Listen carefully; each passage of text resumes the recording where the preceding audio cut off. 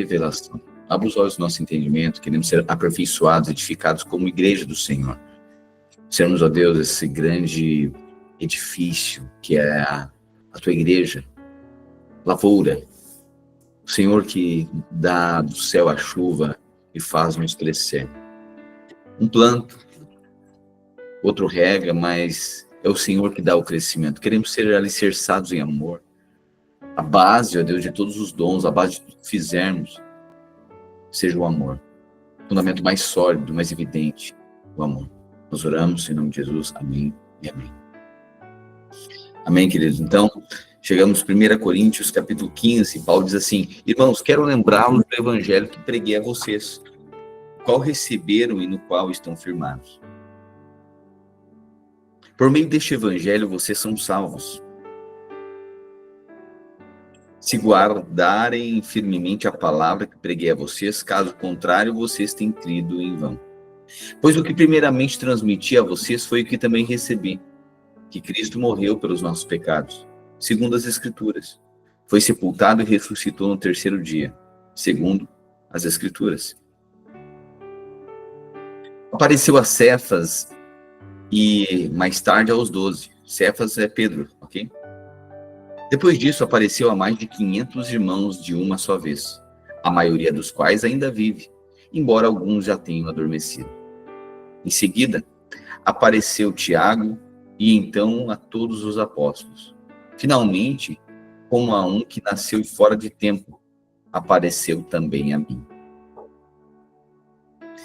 Pois eu sou o menor dos apóstolos. Olha, então Paulo começa agora, ele comparar os apóstolos, ele diz: eu sou o menor dos apóstolos. Eu sou o menor dos apóstolos e nem sequer mereço ser chamado apóstolo, porque persegui a igreja de Deus. Mas pela graça de Deus sou o que sou. E a sua graça para comigo não foi inútil. Antes trabalhei mais do que todos eles. Contudo, não eu, mas a graça de Deus comigo. Portanto, quer tenha sido eu, quer tenham sido eles, é isso que pregamos. E é nisto que vocês creem. Ora, se é pregado que Cristo ressuscitou dentre os mortos, como alguns de vocês dizem que não existe ressurreição dos mortos? Se não há ressurreição dos mortos, Cristo não ressuscitou.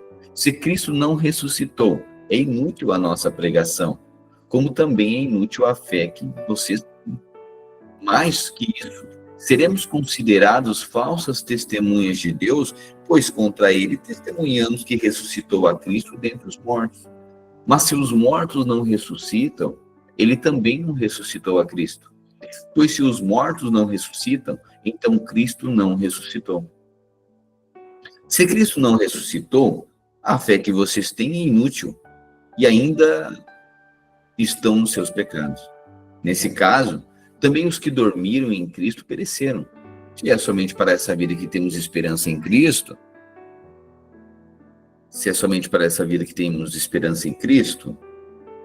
somos os mais miseráveis de todos os homens. Percebe? Se é somente para essa vida que nós temos esperança em Cristo, somos os mais miseráveis de todos os homens, Paulo diz. Está dizendo, o evangelho não é para resolver nossa vida agora, o evangelho é para resolver a eternidade. Contudo, de fato, Cristo ressuscitou dentre os mortos, sendo ele a primícia, o primeiro, entre aqueles que dormiram. Visto que a morte veio por meio de um homem, também a ressurreição dos mortos veio por meio de um homem. Aleluia! A morte de Cristo Jesus, a entrega de Cristo Jesus e a sua ressurreição é a garantia que nós, com ele, morremos. Quando cremos, com ele ressuscitaremos também. Amém? Então, nosso corpo vai dormir, nosso corpo vai morrer, vai voltar ao pó, mas nós ressuscitaremos. Visto que a morte veio por meio de um homem, também a ressurreição dos mortos veio por meio de um homem. Da mesma forma que em Adão todos morrem, em Cristo todos voltarão a viver. Mas cada um por sua vez. Cristo as primícias, depois, quando ele vier, os que lhe pertencem. Então virá o fim, quando ele entregar o reino de Deus, o Pai, depois de ter destruído todo o domínio, toda a autoridade e todo o poder. Pois é necessário que ele reine até que todos os seus inimigos sejam postos debaixo dos seus pés. O último inimigo a ser destruído é a morte, porque ele sujeitou todas as coisas debaixo dos seus pés. Ora, quando se diz que todas as coisas lhe foram sujeitas, fica claro que isso não inclui o próprio Deus, que submeteu a Cristo todas as coisas. Quando, porém,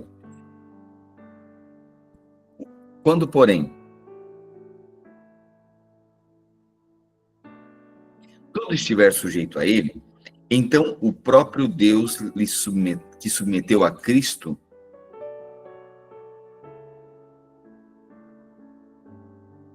quando, porém, tudo estiver sujeito a ele, então o próprio Filho se sujeitará àquele que todas as coisas lhe sujeitou, a fim de que Deus seja tudo em todos.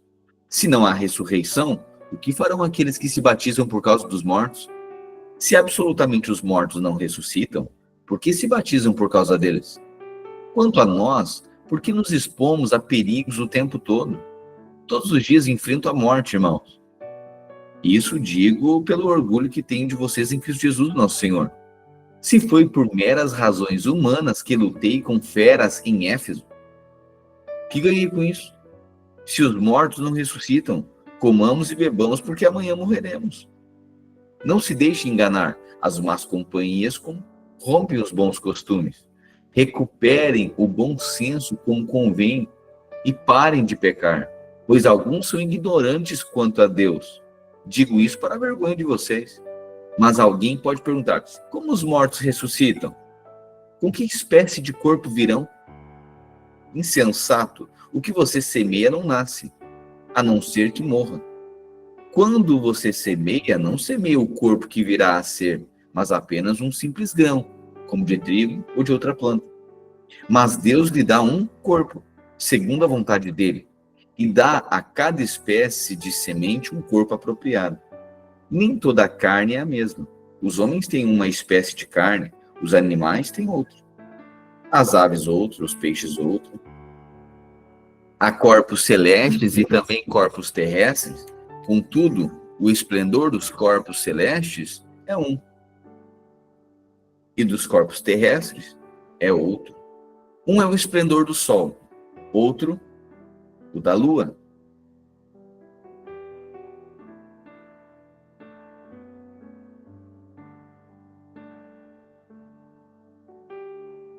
Outro, o das estrelas.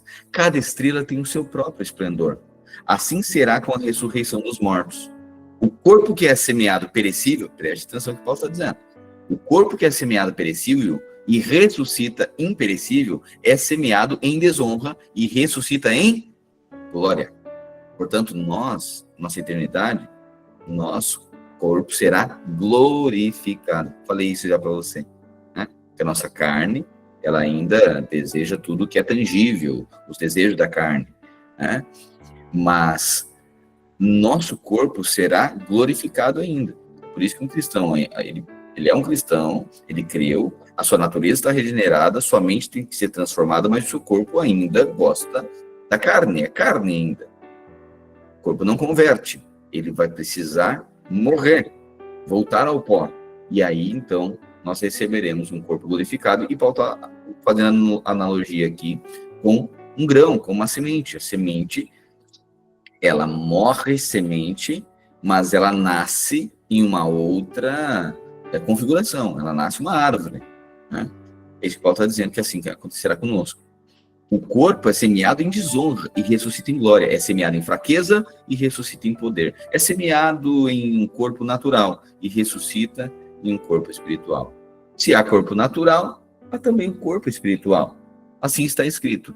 O primeiro homem, Adão, tornou um ser vivente. O último Adão, espírito que dá vida. Não foi o espiritual que veio primeiro, mas o natural. Depois dele, o espiritual. O primeiro homem era do pó da terra. O segundo homem, do céu. Os da terra são semelhantes ao homem terreno. Os que são do céu, ao homem celestial. Como tivemos a imagem do homem terreno, assim teremos a imagem do homem celestial. Irmãos, eu declaro a vocês que carne e sangue não podem herdar o reino de Deus. Nem o que é perecível pode herdar o imperecível. Eis que eu digo um mistério. Nem todos dormiremos, mas todos seremos transformados. Em um momento, em um abrir e fechar de olhos, ao som da última trombeta. Pois a trombeta soará, os mortos ressuscitarão. Olha o que Paulo está dizendo. Irmãos, eu digo um mistério para vocês. Nem todos dormiremos, mas todos seremos transformados. Em um momento, em um abrir e fechar de olhos, ao som da última trombeta. Pois a trombeta soará, os mortos ressuscitarão, incorruptíveis, e nós seremos transformados. Então perceba, o que Paulo está falando aqui é a primeira coisa que a gente precisa saber, que todos os homens precisam experimentar a morte natural. Todos que nasceram de Adão precisam experimentar o fim de Adão. E o fim de Adão é a morte do corpo. Precisa morrer. Só que Paulo está dizendo que ao soar da última trombeta, e aí está falando, né, profeticamente, já está falando do Apocalipse, é quando Jesus volta para estabelecer o seu reino.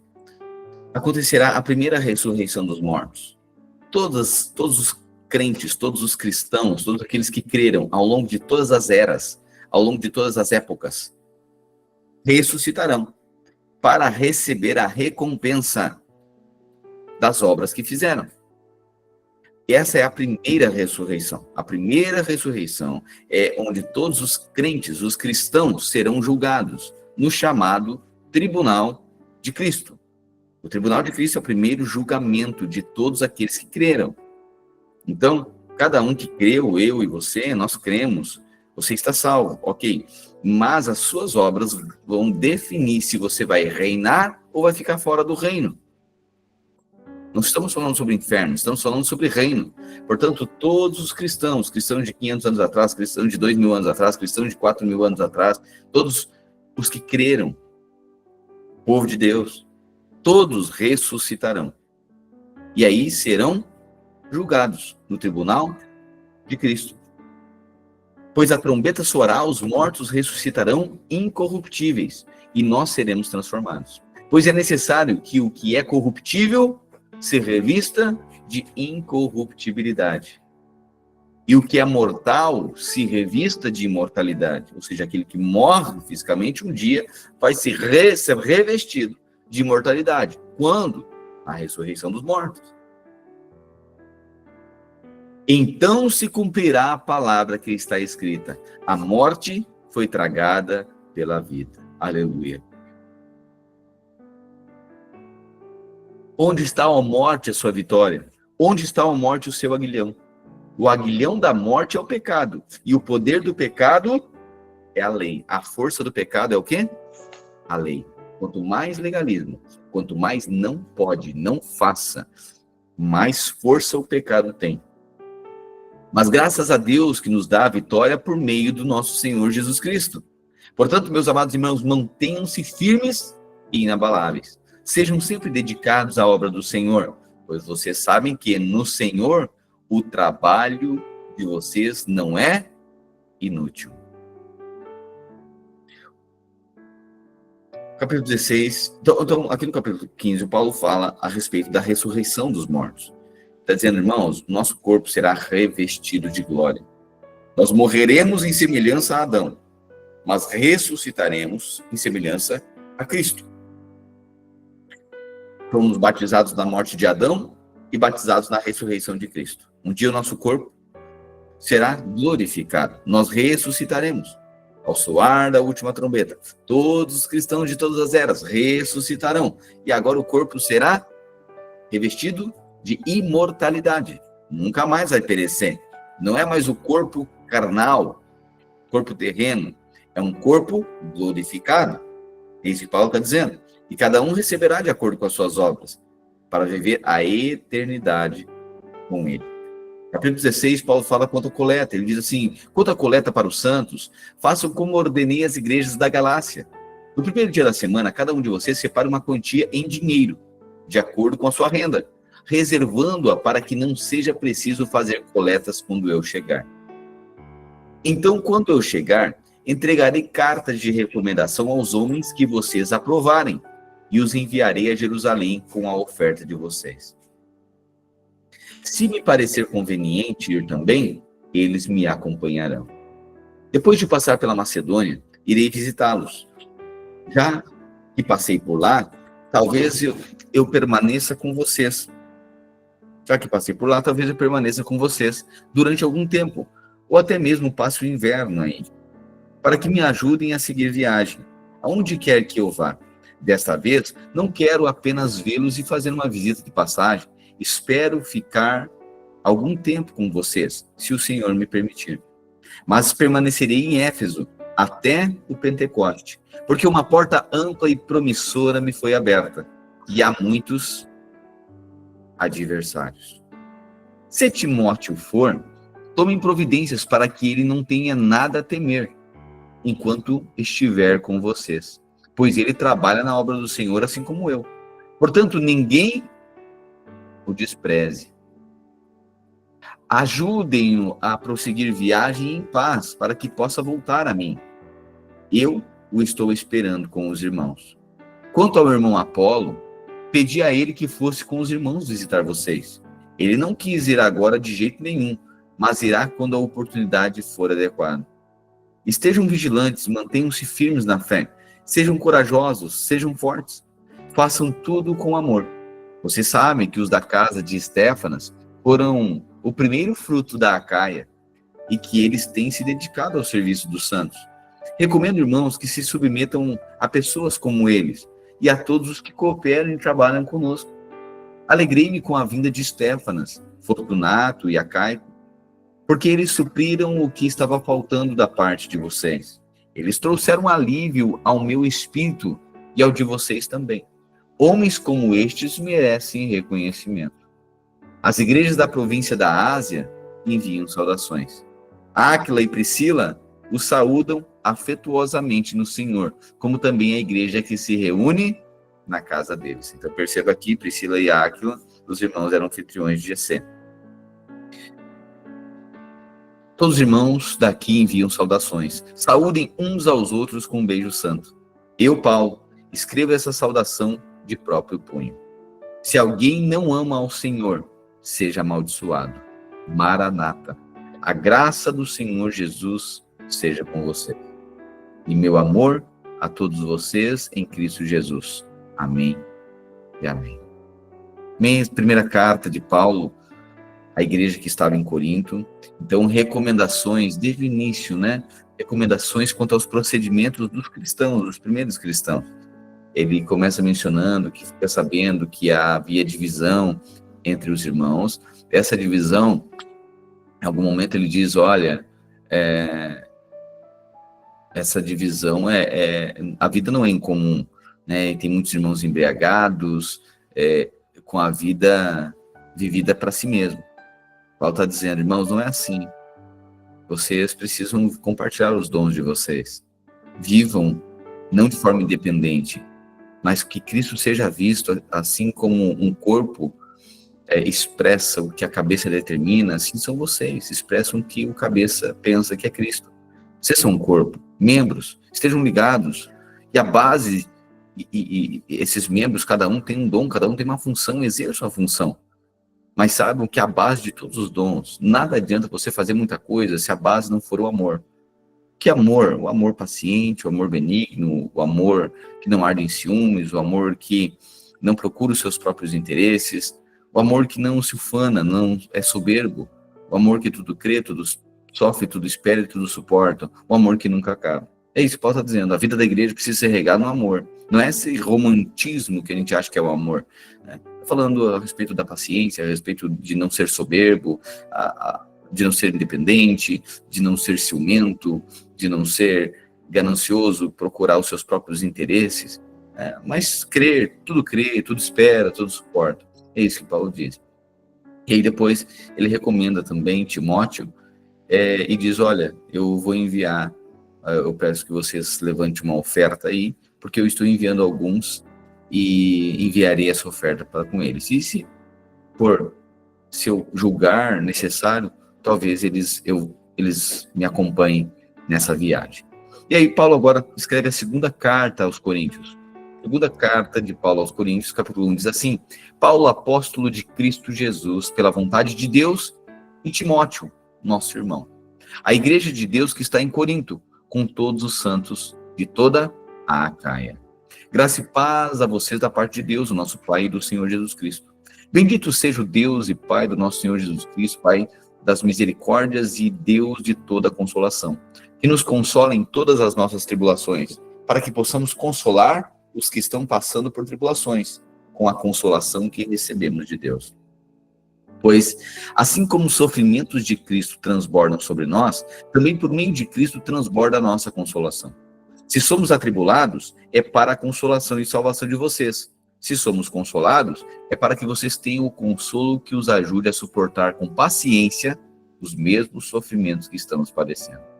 A nossa esperança em relação a vocês está firme, porque sabemos que, da mesma forma que participam dos nossos sofrimentos, participam também da nossa consolação.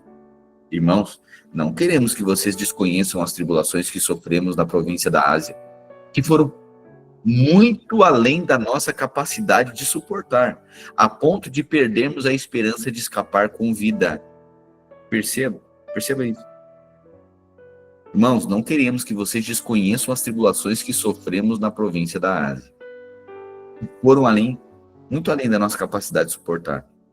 É interessante, né? Porque Paulo faz questão de mencionar para a igreja algumas tribulações, né? Ele diz, de fato, havia sobre nós a sentença. Primeiro que ele diz que em determinado momento eles perderam a esperança de escapar de lá com vida. De fato, havia sobre nós a sentença de morte, para que não confiássemos em nós mesmos, mas em Deus que ressuscita os mortos. Meu Deus do céu. Olha a visão de Paulo, né? De fato, havia uma sentença de morte sobre nós, para que nós não confiássemos em nós mesmos, mas em Deus que ressuscita os mortos. Ele nos livrou e nos livrará de tal perigo de morte. Nele temos depositado a nossa esperança de que continuará a nos livrar, enquanto vocês nos ajudam com as suas orações. Assim, muitos darão graças por nossa causa, pelo favor que nos será concedido em resposta à oração de muitos. Então, Paulo está dizendo, olha, irmãos, a oração de vocês nos guarda a nossa vida para que a gente continue cumprindo a nossa vocação e o nosso chamado. E aí Paulo diz assim, disto temos orgulho. A nossa consciência dá testemunho de que nos temos conduzido no mundo, especialmente no relacionamento com vocês, com santidade e sinceridade proveniente de Deus, não de acordo com a sabedoria do mundo, mas de acordo com a graça de Deus. Pois nada escrevemos a vocês que não sejam capazes de ler ou entender. Espero que, assim como vocês nos entenderam em parte, venham a entender plenamente que podem se orgulhar de nós, como também nos orgulharemos de vocês no dia do Senhor Jesus. Confiando nisso, e para que vocês fossem duplamente beneficiados, eu quis primeiro visitá-los, em minha ida à Macedônia, e ao retornar de lá, voltar a vocês, depois de ser enviado por vocês à Judéia. Quando planejei isso, será que o fiz irresponsavelmente? Ou será que faço os meus planos de modo carnal, dizendo ao mesmo tempo sim, sim e não, não? Todavia, como Deus é fiel, a nossa mensagem a vocês não é sim e não, pois o Filho de Deus, Jesus Cristo, pregado entre vocês por mim e também por Silvano e Timóteo, não foi sim e não, mas nele tem sido sim. Pois em Cristo, cada uma das promessas de Deus é sim. Por essa razão, por meio dele, dizemos amém, para a glória de Deus. Ora, é Deus quem faz que nós e vocês permaneçamos firmes em Cristo. Ele nos ungiu, nos selou com sua propriedade e pôs o seu Espírito no nosso coração, como garantia do que está por vir. Invoco a Deus como testemunha de que foi a fim de poupá-los que não voltei a Corinto. Não que tenhamos domínio sobre a fé de vocês, mas cooperamos com vocês para que tenham alegria, pois é pela fé que permanecem firmes. Por isso resolvi não fazer outra visita que causasse a tristeza de vocês. Pois se os entristeço, quem me alegrará senão vocês, a quem tenho entristecido? Escrevi como escrevi para que, quando eu for, não seja entristecido por aqueles que deveriam me alegrar. Estava confiante de que todos vocês compartilhariam da minha alegria, pois eu escrevi com grande aflição e angústia de coração e com muitas lágrimas. não para entristecê-los, mas para que soubessem como é profundo o meu amor por vocês. Se alguém tem causado tristeza, não a tem causado apenas a mim, mas até certo ponto a todos vocês, sem ser demasiadamente severo. A punição que foi imposta a este, pela maioria, é suficiente. Agora, ao contrário, vocês devem perdoá-lo e consolá-lo. Você está percebendo aqui? Paulo está dizendo, falando a respeito do perdão para aquele que pecou, né? Olha só, se alguém tem causado tristeza, não a tem causado apenas a mim. Quando alguém erra, causa tristeza, né? Muitas vezes errou, um filho que erra, o pai talvez fica triste, né?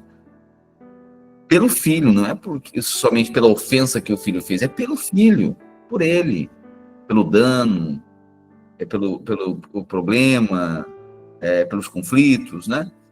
Mas Paulo diz, olha, mas até certo ponto, não causam tristeza apenas a mim, mas a todos vocês, sem ser demasiadamente severo. A punição que foi imposta a este pela maioria é suficiente. Agora, ao contrário, vocês devem perdoá-lo e consolá-lo, para que ele não seja dominado por excessiva tristeza. Portanto, peço-lhes que reafirmem o amor que têm por ele. Eu escrevi com o propósito de saber se vocês seriam aprovados. Isto é, se seriam obedientes em tudo. Se vocês perdoam alguém, eu também o perdoo. Aquilo que perdoei, se é que havia alguma coisa para perdoar. Sabe o que eu acho lindo, irmãos? Coerência do apóstolo Paulo. Olha o que ele fala aqui. Se vocês perdoam, eu também perdoo. O que acontece? Irmãos que tinham cometido erros, Paulo está dizendo, perdoem esses irmãos. Eu não vou colocar outra carga, não vou ser demasiadamente severo, porque o dano que esse irmão já tem tido, as consequências e a própria desaprovação de vocês já é suficiente para ser pedagógico com esse irmão. Não preciso colocar um peso ainda maior, né? Uma punição ainda maior. Paulo está avaliando, está dizendo, irmãos, sempre lembre de uma coisa, esse que errou e arrependeu, ele também está triste. E esse que está arrependido, está triste, console ele. Perdoe e console, para que ele não seja dominado por excessiva tristeza. O que é excessiva tristeza? O cara cai numa depressão pelo erro que cometeu. Aí ele diz assim, eu escrevi, portanto, peço-lhe que reafirme o amor que tem por ele. Eu escrevi com o propósito de saber se vocês seriam aprovados, isto é, se seriam obedientes em tudo. Se vocês perdoam alguém, eu também perdoo aquilo que perdoei, se é que havia alguma coisa para perdoar. Perdoei na presença de Cristo por amor a vocês, a fim de que Satanás não tivesse vantagem sobre nós, pois não ignoramos as intenções dele. Percebe? Primeiro, Paulo diz assim, se vocês perdoaram, eu também perdoei. Se é que tinha alguma coisa para perdoar, se alguma ofensa, se alguma intenção tinha de me causar dano. Às vezes parece humilde quando nós dizemos assim, eu te perdoo. Uma pessoa que diz assim, eu liberei perdão. Isso inicialmente parece humilde, sim ou não? Parece humilde. A pessoa está lá, está perdoando. Olha, a pessoa não é dura de coração, está perdoando. Pois é. Mas imagina eu chegar para você e digo assim, irmão, quero liberar perdão na tua vida. Eu te perdoo. Você vai ficar olhando para mim, o pastor endoidou? Eu não fiz nada para ele. Você nem sabe o que é que você fez. Mas alguma coisa aí eu fiquei incomodado. Pode que aconteça? Pode. Aí parece humilde. Eu tô liberando perdão. Não vou imputar mais. Sabe? Tá aqui, para mim encerrou, tá perdoado. Mas você vai dizer, mas pastor, eu não sei nem o que eu fiz de errado. Parece humilde da minha parte, mas na verdade é soberbo. porque eu não deveria nem ter ficado incomodado. Eu nem deveria ter ficado incomodado com isso. Talvez é muito orgulho da minha parte, uma palavra que você falou, que na verdade não teve sequer a intenção de me ferir. Mas eu me senti ferido. E depois vem libera o perdão. Estou liberando perdão. Na verdade, eu deveria reconhecer que nem deveria, eu sequer deveria ficar incomodado com isso. Então, muitas vezes, parece, Paulo está dizendo, olha, eu vou liberar perdão aqui. Se vocês perdoaram, se trabalharam entre vocês, eu também perdoo. Se é que havia alguma coisa para eu perdoar. Ou seja, mano, estou liberando perdão. Se é que a tua intenção foi de me prejudicar. Porque talvez eu não deveria nem ter que liberar perdão, porque talvez tu nem cometeu nada de errado. É isso que Paulo está dizendo. Ou seja, Paulo se enxerga. Eu acho lindo isso. Às vezes a gente acha que a gente é a coisa mais humilde do universo, porque a gente já perdoa todo mundo. E tem que ser um pouquinho mais maduro e dizer o seguinte: tem coisa que eu não deveria nem ficar incomodado. Isso é maturidade. Entendeu? Faz sentido? Você conseguiu compreender? Tem coisa que a gente não deveria nem ficar ofendido. A pessoa vai lá, eu quero liberar perdão na tua vida. Tá, mas por quê? Ah, porque a primeira vez que eu te vi não fui com a tua cara. Então, mas isso foi um problema teu, eu não fiz nada pra ti. Tá entendendo? Da pessoa não liberar perdão, como se a outra pessoa tivesse ofendido ela. Então é muita soberba. Você entende que é muito orgulho, muito soberba? A pessoa pensa dela ali do que convém. Né? E parece humilde liberar perdão. Então, claro que é uma manifestação de humildade liberar perdão? Claro que é. Mas depende, né? A gente tem que ver, realmente teve uma ofensa, realmente teve uma intenção. E sempre lembrando, meus irmãos, perdão é para coisas imperdoáveis. Para coisa perdoável é desculpa, você tem outro jeito de resolver, mas perdão é para aquilo e aparentemente é imperdoável. Que todos julgam ser imperdoável. Entende? Isso. Ou seja, Deus nos perdoou, mas era imperdoável. Era indesculpável. Nós éramos indesculpáveis diante de Deus. E Ele nos perdoou. Isso é perdão. Por isso que Paulo diz, olha, eu perdoo também. Se é que havia alguma coisa para perdoar, perdoei na presença de Cristo por amor a vocês. A fim, por que eu faço isso, irmãos? Por que haja perdão entre vocês? A fim de que Satanás não tenha vantagem sobre nós, pois não ignoramos as intenções de Satanás. Irmão, não ignore as intenções de Satanás. Não ignore as coisas que acontecem no GC, as coisas que acontecem com a igreja, com a sua vida. Não ignore as intenções de Satanás. Não sejamos naturais. Não olhemos para as situações, para os conflitos, para as desavenças, para as pressões, para as lutas. Olha o que o Paulo está dizendo. Irmãos, eu sofri tanta perseguição, eu tive que lidar com tantos problemas em Éfeso, que eu quase perdi a esperança de que ia continuar vivo. Irmãos, vamos resolver as situações aqui de uma forma madura e eu digo, não sejam excessivos com esse irmão que errou. Se vocês perdoam, eu também perdoo esse irmão. Ele está escrevendo uma carta, ele não está lá para avaliar, é só o que tem ouvido, e aí Paulo está escrevendo agora. Irmãos, se vocês avaliaram perdão, eu também estou junto com vocês, eu perdoo. Se é que teve uma intenção de causar dano a esse irmão, mas assim, eu faço tudo isso por amor a vocês, porque eu sei as intenções de Satanás. Eu não ignoro as intenções de Satanás. Então tem muita coisa que se a gente nós colocamos nós no centro. Ah, olha o que fizeram para mim, olha que isso, olha o que me disseram, olha que aquilo, aquele outro. Pois é. E se a gente se coloca no centro, a gente não vai perceber a intenção de Satanás. É isso que Paulo está dizendo. Irmão, ainda que tivesse sido uma ofensa contra mim, eu perdoo. Sabe por quê? A fim de que Satanás não ache brecha para nos destruir, porque eu sei aonde que Satanás quer chegar. Percebe isso? Se nós somos o centro de algo, né, a gente não percebe a intenção de Satanás. Então a gente vai resolver porque a gente quer resolver. A gente não está percebendo todo. Paulo está dizendo, ainda que a ofensa fosse contra mim, ainda que fosse. Eu perdoo na presença de Cristo, a fim de que Satanás não tivesse alguma vantagem sobre nós, pois não ignoramos as intenções de Satanás. Quando cheguei a Troade para pregar o Evangelho de Cristo e vi que o Senhor havia aberto uma porta para mim, não tive sossego no meu espírito, por não ter encontrado ali meu irmão Tito. Por isso, despedi-me deles e fui para a Macedônia.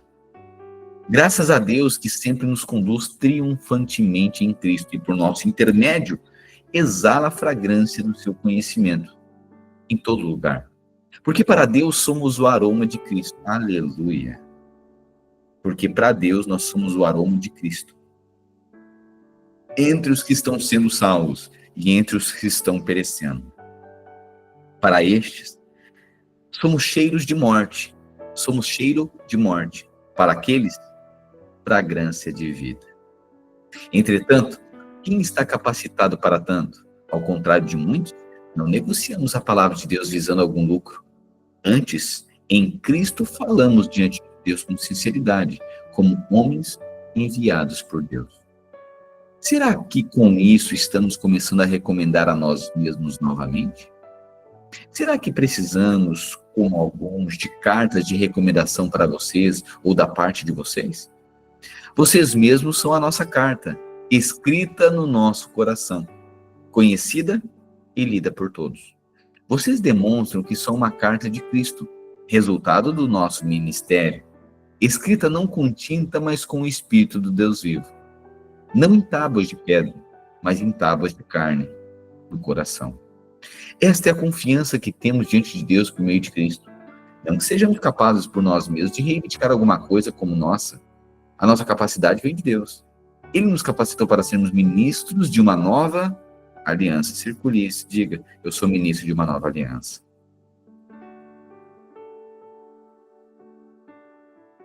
Não da letra, mas do Espírito. Porque a letra mata, mas o Espírito vivifica. O mistério que trouxe morte foi gravado com letras em pedras.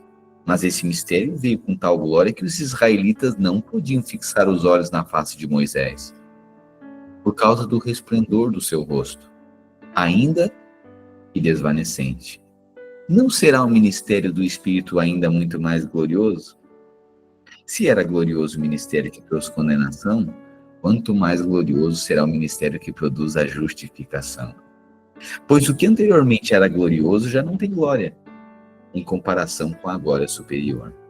Se o que se desvanecia se manifestou com glória, quanto maior será a glória do que permanece. Aleluia.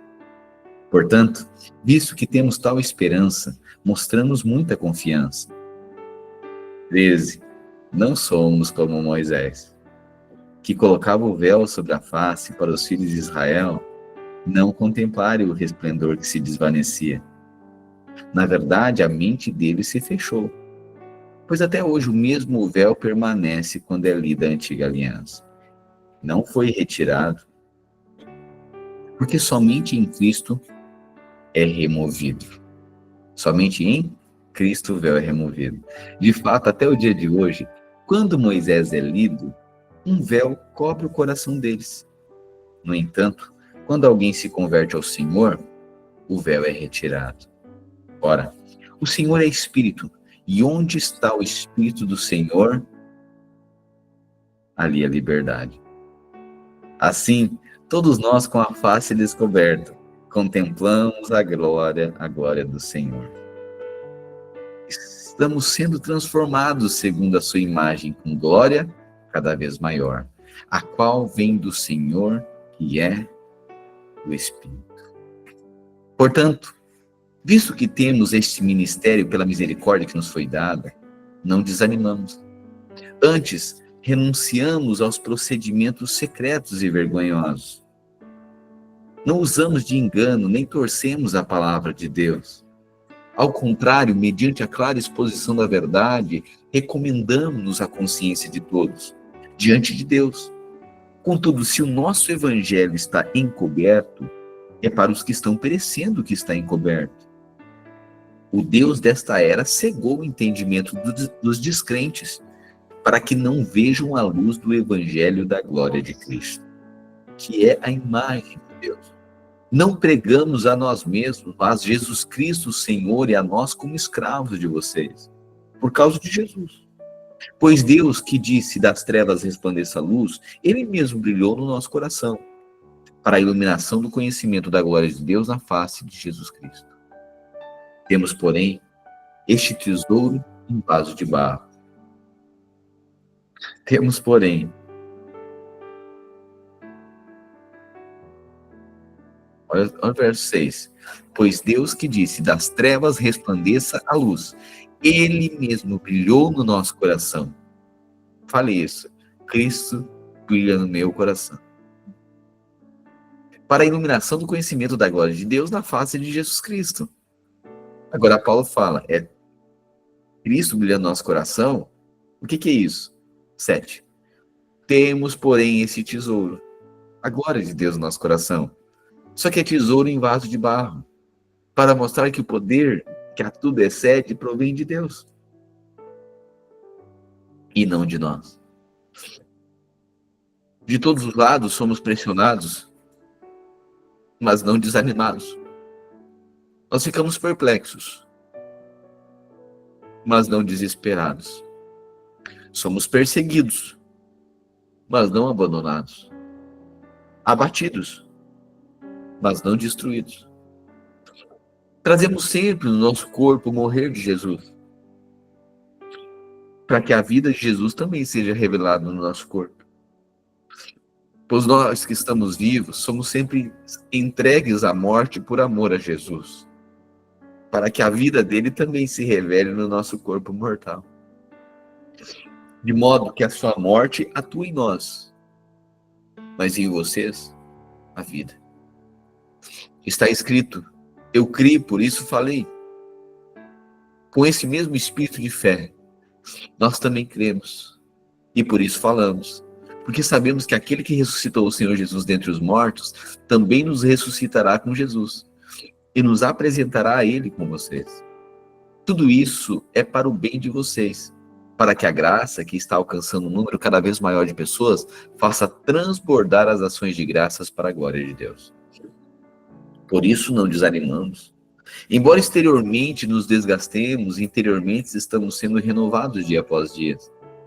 Pois os nossos sofrimentos leves, nossas leves e momentâneas tribulações, produzem para nós um eterno peso de glória. Assim, fixamos os olhos naquilo que não se vê, porque o que não se vê é passageiro. Porque o que se vê é passageiro, mas o que não se vê é eterno.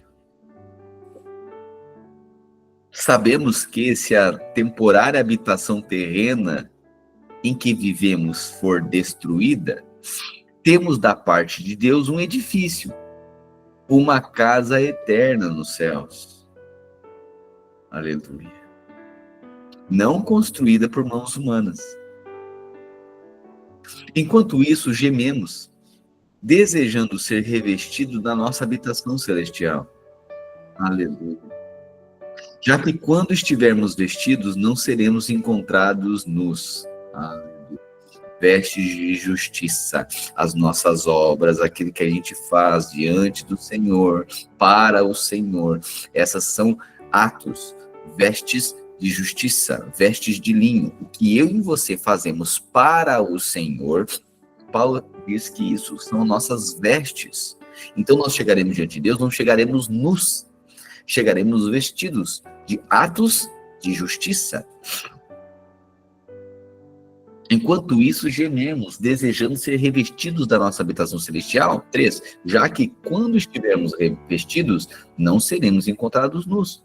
Pois enquanto estamos nessa habitação temporária, gememos e nos angustiamos, porque não queremos ser despidos, mas vestidos da nossa habitação celestial, para que aquilo que é mortal seja absorvido pela vida. Foi Deus quem nos preparou para esse propósito, dando-nos o Espírito como garantia do que está por vir. Portanto, temos sempre a confiança e sabemos que enquanto vivemos neste corpo, estamos longe do Senhor, pois vivemos por fé, não pelo que vemos. Temos, pois, confiança e preferimos estar ausentes do corpo e viver com o Senhor. Por isso, temos o propósito de lhe agradar, quer estejamos no corpo, quer o deixemos. Pois todos nós devemos comparecer diante, olha isso, todos nós, irmãos, devemos comparecer diante do tribunal de Cristo. Tribunal de Cristo é o julgamento de cristãos, de crentes, é o tribunal de Cristo. Por quê, Paulo? Por que nós devemos chegar diante, comparecer diante do tribunal de Cristo? Para que cada um receba de acordo com as suas obras, praticadas por meio do corpo, quer boas, quer más. Então, a minha e a sua vida, o que eu e você fazemos com os nossos dons, com aquilo que Deus nos deu, irmãos, a gente precisa... o Espírito Santo tem dado isso, né? Nos dado revelação do que é ser igreja. Inicialmente, a gente talvez tenha uma interpretação muito natural, né? Uma coisa boa, que fala de Deus, que fala do amor, e pessoas legais. Mas não é isso. Nós somos inseridos no corpo de Cristo. Primeiro, né? Primeira coisa, você precisa ser membro do corpo de Cristo. É aquele que se coloca num lugar de responsabilidade. Primeira coisa. Estar ligado. Todos precisam desejar. Você já é salvo. Você está ligado ao corpo de Cristo para que você exerça funções uma vez que você é membro do corpo. Tudo aquilo que você fizer por meio do corpo, quer bagunça ou quer obras boas, isso um dia será julgado. E será recompensado. As coisas boas. Se as obras forem... Aí Paulo faz uma analogia, né? Não estou falando aqui, mas em outro momento ele vai falar. Madeira, palha e feno. A gente já falou sobre isso. Ou ouro, prata e pedras preciosas. Ou seja, nós compareceremos diante do Senhor no tribunal de Cristo e as nossas obras passarão pelo fogo. Se forem ouro, prata e pedras preciosas, será mais purificado. Isso mostra que aquilo que a gente fez foi com o coração no Senhor, carregado do Espírito de Cristo. Isso tudo é uma recompensa.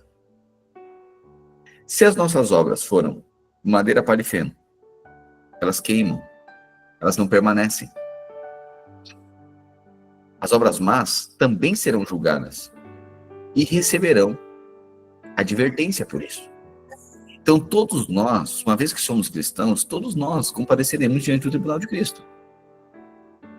Então, a maneira que nós relacionamos, a maneira que nós procedemos, aquilo que nós nos incomodamos ou aquilo que nós valorizamos, a maneira, o nosso coração, se a gente valoriza, se a gente está junto, ou a gente não, ou a gente faz descaso, ou a gente é indiferente, o nosso labor, o nosso trabalho, se a gente corre perigo, se a gente tem dano, se a gente tem prejuízos, ou se a gente só tem benefício, ou se a gente só tem privilégio, bom, tudo isso será julgado por Deus. Então não ache que a sua vida, a sua entrega, ela, como Paulo disse, irmão, se fosse somente por essa vida aqui, é quase inútil, né? Jesus morrer só para que a nossa vida aqui fosse resolvida. Não. A implicação disso é na eternidade. Portanto, as suas entregas, as suas renúncias, aquilo que você faz por amor a Cristo, isso que precisa ficar evidente. Você sofre por causa de Cristo. Você perdoa por causa de Cristo. Você permanece em vínculos de amor, eu e você, e temos muitas vezes danos, perseguições, difamações, temos de tudo, lutas de tudo quanto é tipo. Por causa de Cristo, haverá uma recompensa. É isso que Paulo está dizendo. Portanto, temos sempre confiança e sabemos, verso 6, que enquanto vivemos neste corpo, estamos longe do Senhor, pois vivemos por fé, não pelo que vemos. Temos, pois, confiança e preferimos estar ausentes do corpo e viver com o Senhor. Por isso temos o propósito de lhe agradar, quer estejamos no corpo, quer o deixemos. Pois todos nós devemos comparecer diante do tribunal de Cristo, para que cada um receba de acordo com as suas obras, praticadas por meio do corpo, quer boas ou quer más. Uma vez que conhecemos o temor ao Senhor, procuramos persuadir os homens. Percebe isso? Uma vez que conhecemos o temor ao Senhor, procuramos persuadir as pessoas. Vocês querem persuadir? Claro que queremos. Claro, para que todos sejam salvos. O que somos está manifesto diante de Deus, e espero que esteja manifesto também diante da consciência de vocês. Não estamos tentando recomendar-nos a vocês novamente, mas damos a vocês a oportunidade de se orgulharem de nós, para que tenham o que responder aos que se vangloriam das aparências, não do que está no coração. Se enlouquecemos é por amor a Deus, se conservamos o juízo é por amor a vocês. O amor de Cristo nos constrange, porque estamos convencidos de que um morreu por todos. Logo, todos morreram. Ele morreu por todos para que aqueles que vivem já não vivam para si mesmos. Olha o que Paulo diz. Ele morreu por todos para quê? Para que eu viva bem, para que eu seja feliz, para que eu viva... Não é por isso, não. Não, mas ele não trouxe descanso para minha alma. Trouxe. Isso é algo do amor de Deus. Mas ele morreu por todos. Olha o que Paulo diz. Ele morreu por todos para que aqueles que vivem já não vivam para si mesmos, mas para aquele que por eles morreu e ressuscitou. Então, nós éramos escravos, ele nos libertou da escravidão. Para quê? Para que nós nos tornássemos escravos por amor. Ou escravos por obrigação, ou escravos por amor. O que você acha que é melhor? Escravo por obrigação ou por amor? Paulo está dizendo, ele morreu por todos, para que aqueles que vivem já não vivam para si, mas para aquele que por eles morreu e ressuscitou. De modo que, agora em diante, a ninguém mais consideramos segundo a carne. A ninguém consideramos segundo a carne. Não olhemos para os nossos irmãos, para as pessoas, com um olhar natural, que é carne. Esse aqui é o fulano, esse aqui é o Beltrano. Não, mais do que isso. Esse aqui é parte do corpo de Cristo, que carrega dom, que carrega função, que ele vai responder por isso. Cada um. Obras, quer boas ou quer más. Assim também, dentro de uma família. Né? Ninguém se considera segundo a carne. Fala aqui, o maior, o teste muito grande. O maior teste sempre é o teste da familiaridade. Esse é o maior teste, sabe? Então, você, esposo, esposa, filha, filho, o maior teste é você olhar para aqueles que Deus colocou, Deus estabeleceu sobre a sua vida, ou juntamente com a sua vida, e olhar segundo os olhos espirituais. De ver que é uma instrução, não é só a mãe falando que ela acha da cabeça dela. É ver no espírito, obviamente, quando está alinhado à palavra de Deus, obviamente, né? Senão a gente torna muito natural, a gente acha que a vida da igreja Bom, viver em conselho é o ambiente que Deus fala. Conselho não é um palpite. Quando a gente senta para aconselhar, é porque a gente está buscando discernimento do Espírito de modo corporativo, porque é em conselho, no conselho da sua vontade, o conselho da vontade de Deus, Cristo expressa. Entende? Conselho não é um palpite. Perceba isso. Porque senão a gente acha, vou pedir um conselho para o fulano. Eu lá, o que tu acha? Eu acho isso. Vou pedir conselho lá para uma outra pessoa. O que tu acha? Eu acho isso. Então tá. Aí a pessoa acha que isso é natural. É um palpite. Bom, a nossa vida não é regida por palpite. Quando a gente fala, irmão, tem que construir as coisas. Não é porque ninguém que quer, irmão, que você fala dos problemas, para aí a gente entrar nos problemas, para aí talvez controlar algo. Deus que me livre, nós já temos um problema que chegue. É para que você, o que é construir? A gente às vezes, eu percebo que as pessoas não discernem isso. Aí tem um que é o seguinte, tudo que tem que construir, porque tem que construir, porque tem que falar, que quer controlar a nossa vida. Deus que me livre, irmão. Ninguém quer controlar nada, era tu que era independente, tu que veio para andar junto com a gente, com o corpo de Cristo, tu que resolveu ser crente, andar no corpo de Cristo e arrumou uma igreja. Então ninguém está atrás de você, não. Fique em paz, ninguém quer controlar a sua vida.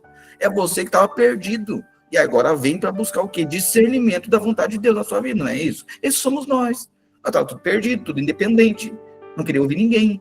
Ok. Aí a gente viu que está tão bagunçado na nossa vida que nós precisávamos de um Salvador. E ele nos inseriu em um conselho agora. Esse lugar vai discernir a vontade de Deus. Por isso que agora são percepções espirituais. Para beneficiar quem, irmão? A nós. Somos nós os beneficiados. Então ninguém é obrigado a compartilhar nada.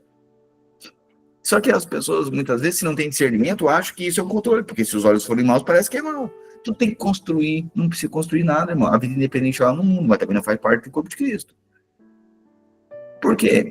Porque se a pessoa não compartilha as motivações, o dano ela quer compartilhar. Entendeu?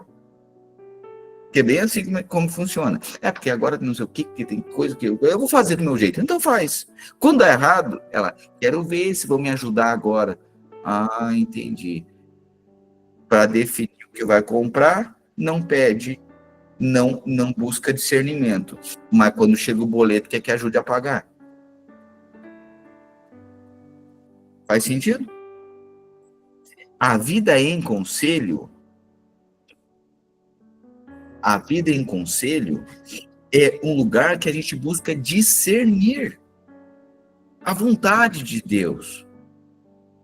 Não é, por isso que não é natural, não pode ser familiar.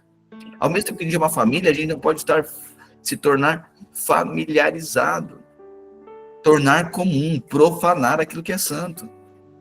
Quando você senta com alguém para conversar, irmão, não é. Perceba isso. Ouça, não somente escute, mas ouça Deus. A pessoa está sendo usada para uma direção, e aí, ok, aí você vai buscar discernir isso no Espírito. Todos nós estamos o quê? Atentos ao Espírito Santo. Você acha que é só a coisa da cabeça? Ah, não, vou lá, sentou lá com o pastor para conversar uma coisa, o pastor diz, na minha cabeça eu acho que é isso. Não, a gente busca discernir, Senhor, me dá uma direção disso aqui. Não, mas não é isso que está acontecendo. Tu viu que tu já conseguiu ver nessa perspectiva aqui? Ah, pois é, eu acho que é nessa direção aqui, ó, a minha percepção é isso aqui. Ou seja, o Espírito Santo, se a gente não acreditar que cada um de nós é movido pelo Espírito Santo, e claro, vai ter fruto também, né? Porque cada um diz. Se a minha filha julgar que ela é madura, vamos lá, quer ver? A gente também fala isso aqui. Ah, porque eu já sou maduro, né? Depende. Lá em casa, você acha que a Antonella é madura na minha casa? Não, né? Não. E em relação ao Benhur? Em relação ao Benhur, ela é? Sim, ela já tem 4 anos, o Benhur não sabe cuspir ainda, só baba. Sabe por que criança baba? Porque não sabe cuspir, né? Ou seja, ela já é mais madura, ela já fala, ela já consegue interpretar muitas coisas, ela já dá instruções para ele. Então, assim, ela pode dizer, mãe, eu sou madura. Em relação ao Benhur, tu é, mas em relação a nós, não é não? Então, às vezes, a gente fala, não, a gente tá olhando uns bebês ali na fé, a gente tá dizendo, não, porque eu sou maduro. Ah, Antonella. Você tá percebendo? E a gente julga que a gente sabe tudo já, ou é muito maduro. Não. Você acha que diante desses apóstolos aqui, eu sou maduro? Não, eu não sou nada. Quero cada vez mais aprender com esses irmãos. Por isso que a gente busca discernimento. Por isso que busca estar aprendendo o tempo inteiro, estar ouvindo o tempo inteiro. Por isso que o Espírito Santo vai nos moldando. Sinto, meu Deus, diante de tantas coisas assim, eu sinto imaturo, Deus, dá discernimento, para não cair em coisa tão simples assim, não discernir coisa tão básica. Né? Discernimento, a gente procura discernimento espiritual. Isso é não considerar a segunda carne. mas segundo o Espírito. Portanto, aqueles que Deus coloca sobre a sua vida, que você compartilha a vida, não olhe segundo a carne, não perceba segundo a carne, perceba segundo o Espírito. Por isso que não é palpite, irmão, a igreja não é edificada no palpite, a igreja é edificada em conselho, a nossa vida se dá em conselho, não é palpite. Quando você sentar com alguém, quando você, uma direção, alguém orando, uma percepção, não é natural. Tem muita coisa que Deus está falando por meio do irmão, é Deus falando, só que a gente está dizendo que o irmão, a gente acha que é um palpite a mais. E na verdade, é a vontade de Deus sendo discernida por meio do corpo. Se a gente não percebe espiritualmente isso, a gente acha que é palpite. E passa despercebido, porque palpite por palpite, dá para até fazer palpite em vai de bet. Entendeu? Palpite é jogo do bicho, mano. Palpite é jogo daí, tigrinho, coisa. Isso aí é palpite. Quer dar palpite, dá lá. Tá? Igreja não é palpite, é conselho. Amém? Isso aqui é mais profundo. Isso aqui é coisa profunda. Palpite. É uma sugestão que não tem discernimento espiritual e profético, sem compromisso com o resultado. Isso é palpite. Vou dar um palpite, vai ser 3-0. O que meu palpite muda no jogo? Não muda nada. Não muda nada. Só porque eu acho. Só porque eu tenho uma expectativa que seja. E para ver se eu tenho algum ganho ainda nisso. É isso que é palpite no mundo. Conselho é orientação divina através de discernimento espiritual, que visa a edificação de cada um. Por isso que quando alguém, nós, como corpo de Cristo, chegarmos e, irmão, eu só estou percebendo isso assim, tal. Então, eu percebo que o irmão tem que vir mais para esse lugar aqui, o outro, eu acho que está indo demais aqui, recua aqui, irmão, eu acho que foi duro demais lá, eu acho que tu precisa ser mais posicionado aqui, isso aqui, tudo visa o quê? A edificação do corpo de Cristo. Nós não somos o centro, é Cristo que é o centro. Portanto, a ninguém consideremos segundo a carne, porque se a gente considera segundo a carne, aquilo que está sendo definido em conselho da vontade de Deus, a gente está achando que é um palpite, e a gente, por palpite, a gente diz, o que é dar palpite na minha vida? Entendeu? E aí você tem razão mesmo. Porque se está discernindo que é palpite, ninguém tem que dar palpite na sua vida. Então, no momento que achar que alguém está dando palpite na sua vida, não precisa mais ser membro do corpo de Cristo. Aí vive no mundo aí, porque daí tem palpite, eu acho que é até melhor, que vai fazer mais os seus interesses do que alguém que vai buscar edificar você em Cristo Jesus, que isso vai trazer renúncias também. Então, se a gente interpreta que o corpo de Cristo, quando a gente está falando, Deus está falando por meio do corpo, isso é palpite, a gente não precisa nem estar aqui. Agora, conselho, a gente está entendendo que as orientações, prioritariamente, orientação para quê? É um testificar daquilo que o Espírito está falando no nosso coração. E uma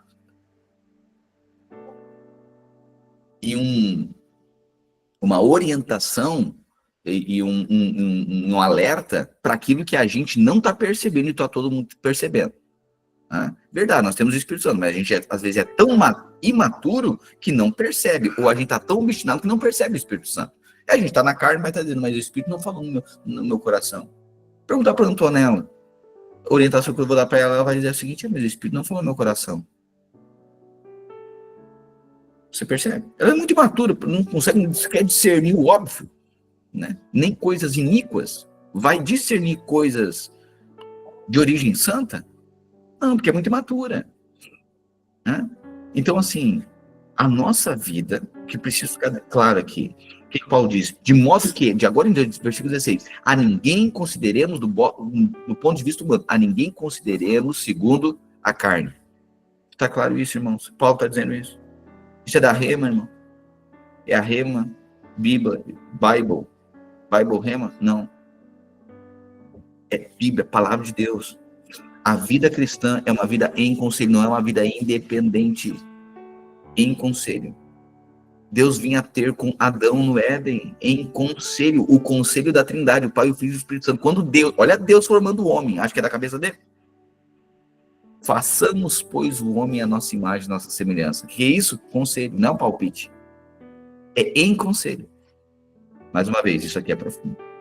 Por isso que a nossa vida compartilhada, o pão partido nos guarda. No que? Na vocação de sermos edifício de Deus, casa de Deus, edificados no fundamento que é Cristo.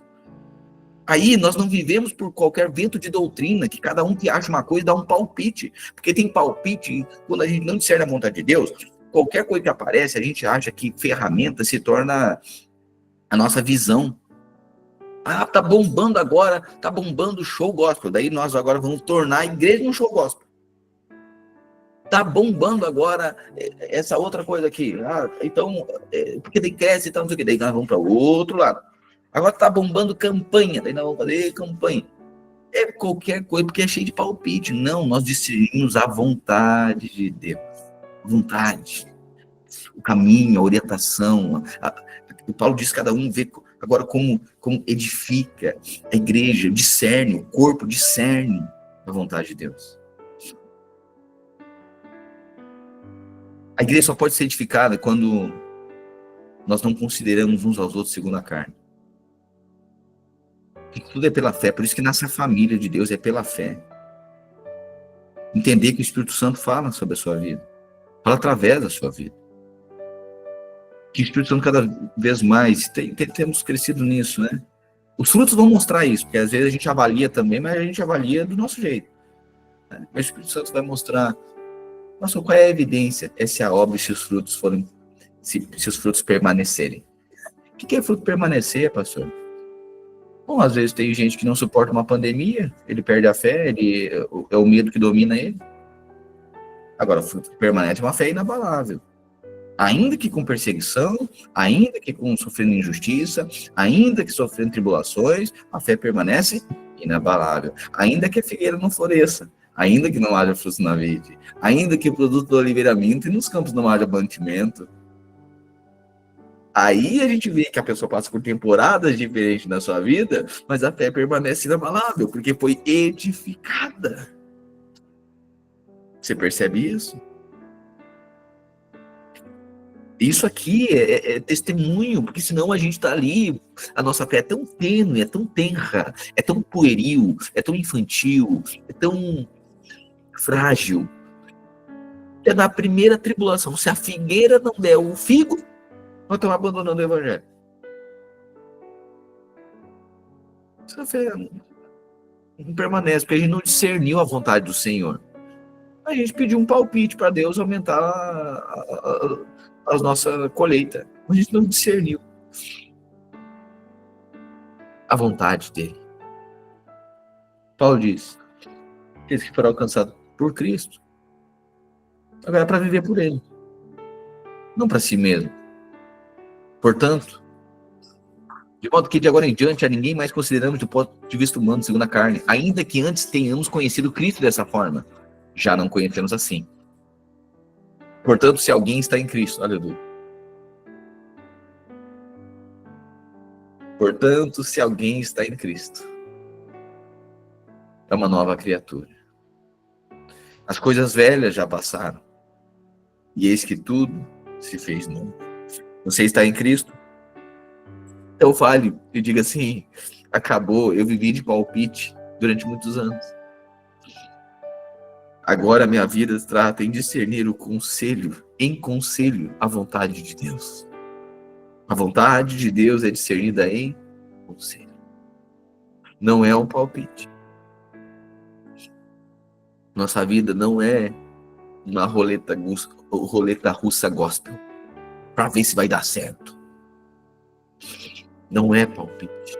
É em conselho. Isso é ser igreja. Portanto, se alguém está em Cristo, é uma nova criatura. A maneira velha, as coisas antigas, maneira velha, os velhos procedimentos, as velhas independências, os velhos palpites, os velhos achismos, a maneira de viver de antes, passou. As coisas velhas se passaram, e eis que tudo se fez novo. É tudo novo. Mas por que Deus resetou a minha vida? Porque é tudo novo. Só que qual é a sentença agora? É que tudo que é em palpite não permanece. Mas aquilo que é gerado no conselho vai permanecer. Tudo isso provém de Deus, que nos reconciliou consigo mesmo por meio de Cristo e nos deu o ministério da reconciliação, redenção. Ou seja, que Deus em Cristo reconciliou consigo o mundo, não levou em conta as transgressões dos homens e confiou a nós a mensagem da reconciliação. Portanto, irmãos, somos embaixadores de Cristo. E Deus faz seu apelo por meio de nós.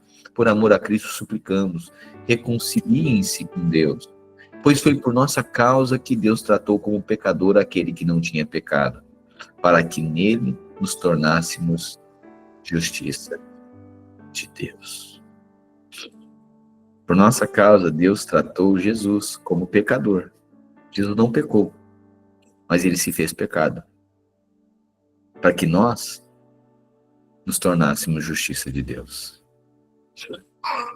Como cooperadores de Deus, insistimos com vocês para não receberem inutilmente a graça de Deus. Pois ele diz, no tempo favorável, ouvi você, e no dia da salvação, eu o ajudei. Digo-lhes que agora é o tempo favorável, agora é o dia da salvação. Não damos motivo de escândalo a ninguém, para que o nosso ministério não caia em descrédito. Ao contrário, como servos de Deus, recomendamos-nos de todas as formas, em muita perseverança, sofrimento, privações e tristezas, em açoites, prisões e tumultos. Em trabalhos árduos, olha, meu Deus do céu, olha o que Paulo está dizendo, irmãos. Não damos motivo de escândalo a ninguém, para que o nosso ministério não caia em descrédito. Ao contrário, como servo de Deus, recomendamos-nos de todas as formas. Olha o que nós sofremos, Paulo está dizendo. Em muita perseverança, sofrimentos, privações e tristezas, em açoites, prisões e tumultos, em trabalhos árduos, noites sem dormir e jejuns, em pureza, conhecimento, paciência e bondade, no Espírito Santo e no amor sincero, na palavra da verdade e no poder de Deus, com as armas da justiça, quer de ataque, quer de defesa, por glória e por desonra, por difamação e por boa fama, tidos por enganadores.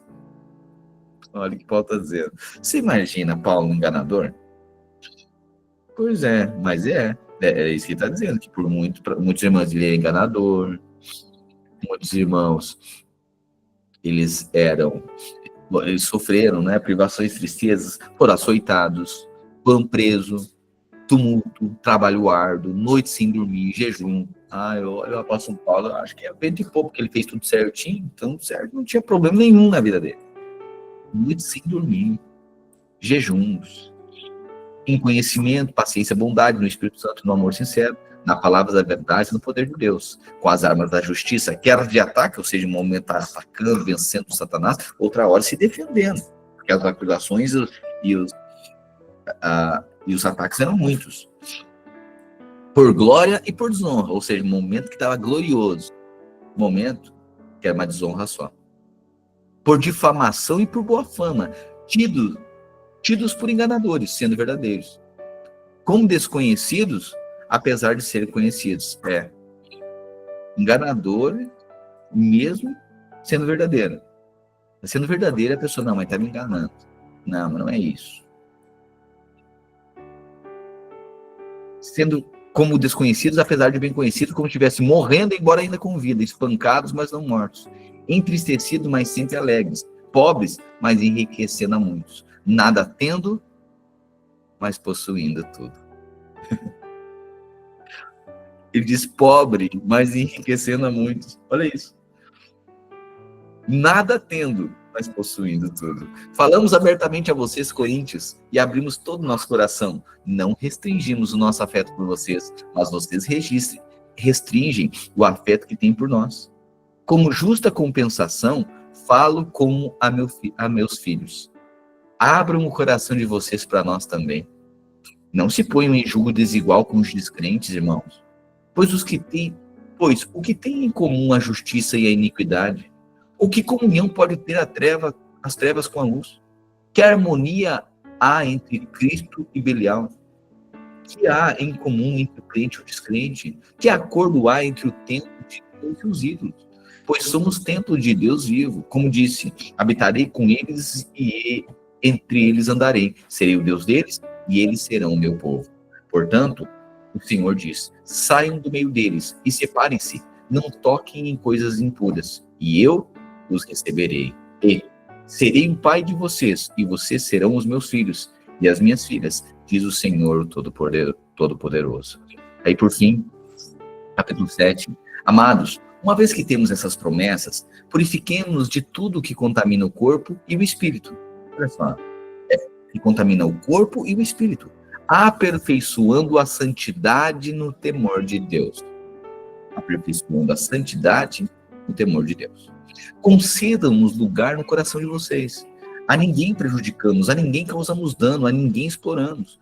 Não digo isso para condená-los.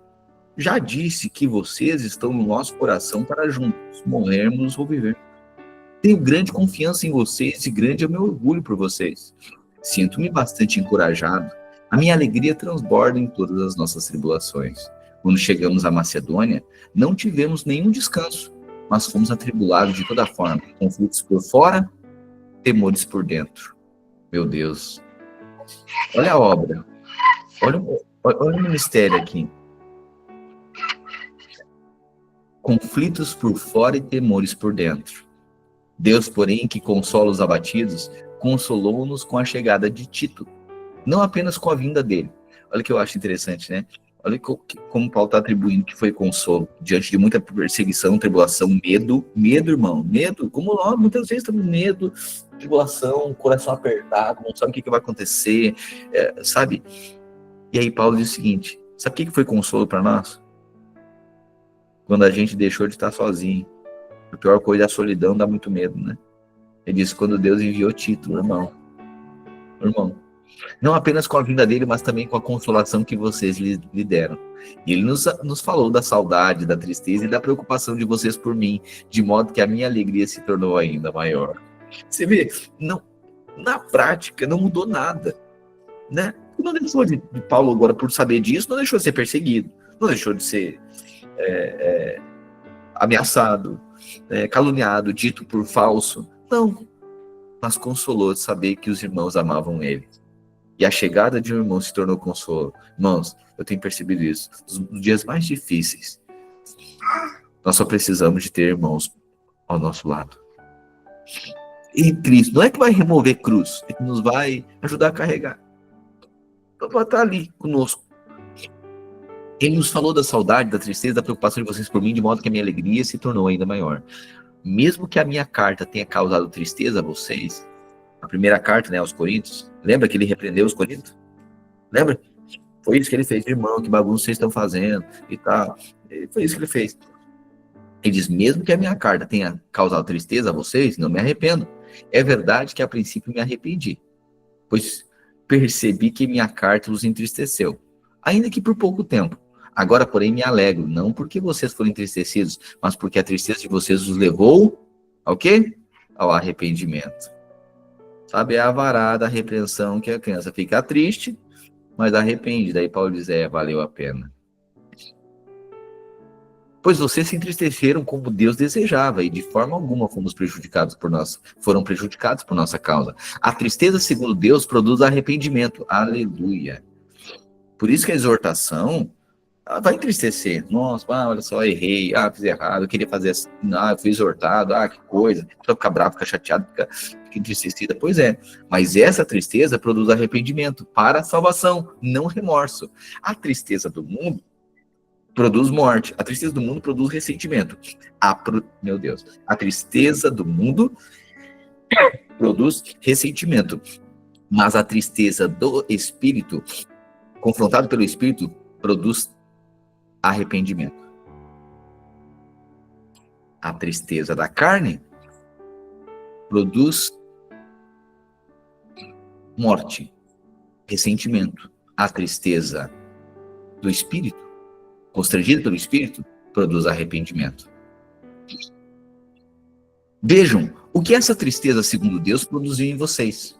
Que dedicação, que desejo de provar a inocência, que indignação, que temor, que saudade, que zelo, que desejo de ver a justiça feita. Em tudo vocês se mostraram inocentes a esse respeito. Assim, se escrevi não foi por causa daquele que cometeu injustiça, tampouco por causa daquele que foi injustiçado, mas para que, diante de Deus, vocês pudessem ver por vocês mesmos como são dedicados em relação a nós. Por tudo isso, fomos encorajados. Além de encorajados, ficamos mais alegres ainda ao ver como Tito estava alegre, porque o seu espírito recebeu o refrigério de todos vocês. Eu tinha dito a ele que estava orgulhoso de vocês e vocês não me decepcionaram. Da mesma forma que tudo o que dissemos a verdade, que tudo que dissemos era verdade. Assim, o orgulho que temos de vocês diante de Tito mostrou ser verdadeiro. A afeição dele por vocês fica ainda maior quando ele se lembra de que todos vocês foram obedientes, recebendo com temor e tremor. Alegre-me por poder ter plena confiança em vocês. Amém, queridos? Até aqui hoje. Aleluia, aleluia, aleluia. Profunda, ó, profunda revelação de ser o corpo de Cristo. Feche seus olhos aí, Jesus. Somos gratos porque o Senhor nos tirou do império das trevas e nos transporta, tem nos transportado para o reino do Filho do seu amor. E nós estamos sendo aperfeiçoados, estamos aprendendo a não conhecer nada segundo a carne, mas segundo o Espírito. Livra-nos, ó Deus, de que nossos olhos sejam abertos apenas para as coisas naturais, visíveis, tangíveis, palpáveis. Abra os nossos olhos espirituais, para que percebamos a tua orientação, a tua palavra profética, o alimento do nosso dia. Que um culto, no momento que nós tivermos na palavra, seja num devocional, seja quando estivermos em uma mesa com os nossos irmãos, nós percebamos as tuas orientações para a nossa vida. Aquilo que a gente está orando, aquilo que a gente está buscando discernimento. Quando o irmão estiver comentando algo, a gente está atento a isso, pela direção. Situações que acontecem no nosso dia a dia, não percebamos isso de forma natural, mas de forma espiritual. Os movimentos do Senhor, assim como nesses dias, nesse mês agora, percebemos, ó Deus, uma unção vindo sobre nós. Uma unção nova, que vai removendo coisas antigas, mas vai estabelecendo coisas novas. Porque existe uma palavra liberada para nós esse ano. Eis que faço coisa nova. Vocês não percebem? Eis que abrirei caminhos no deserto e colocarei rios em lugares antes desolados, ermos. O Senhor está fazendo coisa nova. A coisa nova é a graça. A coisa velha, antiga é a lei. A coisa nova é a graça.